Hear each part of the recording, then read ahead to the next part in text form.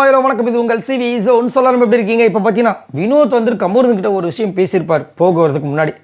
அவங்க விஜய் பருது கிளம்பி வெளியே போயிருப்பாங்க. ஆக்சுவலாக வெளியே நின்று பார்ப்பாங்க யாராவது வராங்களான்ட்டு. யாருமே வரல. ஏன் அவங்க வரும்போது யாராவது வந்தாங்களான்னு கூட தனியாக தானே கண்டஸ்டன்ட் உள்ளே வந்தாங்க. அதே மாதிரி அவங்க கூட வந்துட்டு ஃபீல் பண்ணும்போது யாராவது இருந்தாங்களா என்ன? அந்த உள்ளே இருக்க கண்டஸ்டன்ஸ் எல்லாமே எடுத்தாங்க அந்த தலை டாஸ்கில். இவங்க தனியானால் இருந்தானே போகிறாங்க. அப்புறம் கமருது வந்து ஹெல்ப் பண்ணாங்க, அவங்களுக்காக நின்னாங்க. சரிங்களா? ஸோ அதனால் வந்து போகும்போது பார்த்தாங்க யாருமே வரல, போயிட்டாங்க. அடுத்தது கமருது வந்துட்டு கமருது வந்து ப்ரொடெக்ட் பண்ணுறாங்க. உங்களை வந்து அவங்க ட்ரிகர் பண்ணதானாங்க நீங்கள் பேசுனீங்க. ஏதோ அவர் வந்து பேசின வார்த்தைகள் எல்லாமே வந்து விஜய் படம் ட்ரிகர் பண்ணதுனால தான் பேசினாரா? மனசாட்சியே இல்லாமல் அநியாயத்துக்கு உள்ளே இருக்கிற ஹவுஸ்மேட்ஸ்லாம் பேசும்போது ரொம்ப வருத்தமாக இருக்குது. எவ்வளோ வார்த்தைகள் விட்டார். ஏன் அதே வார்த்தைகளை விஜய் படம் விட்டார்? அப்போ விஜய் படம் ட்ரிகர் பண்ணி விஜய் படத்தை கலாச்சாரா சொல்லலாம். இப்படி ஏக்கர் கணக்கில் சொல்லலாமான்ற மாதிரி இருந்துச்சு.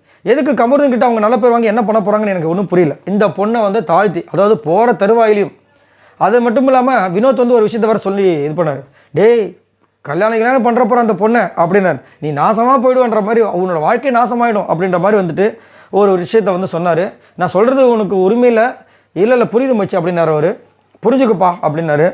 அதுக்கப்புறம் நம்ம இவர் வந்து ஒரு ஹக்கு கொடுத்தார். கமருதீன் ஹக் பண்ணிட்டு அப்படியே கம்முன்னு அவரும் கிளம்பிட்டார். வெளியே யாரும் நின்றுட்டு இருந்தாங்க, அது யாருன்னு தெரியல. அதுக்கப்புறம் வந்துட்டு ரொம்ப ஃபீல் பண்ணி அழுதார்.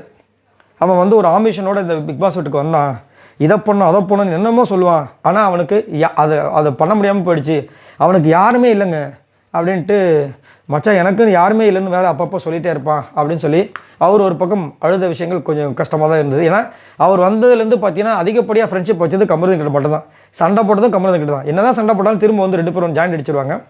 நல்ல ஒரு நட்பு பிரிக்கப்பட்டது. சரி, இதை பற்றி உங்களோட கருத்துக்களை சொல்லுங்கள். பாய் நண்பர்களே.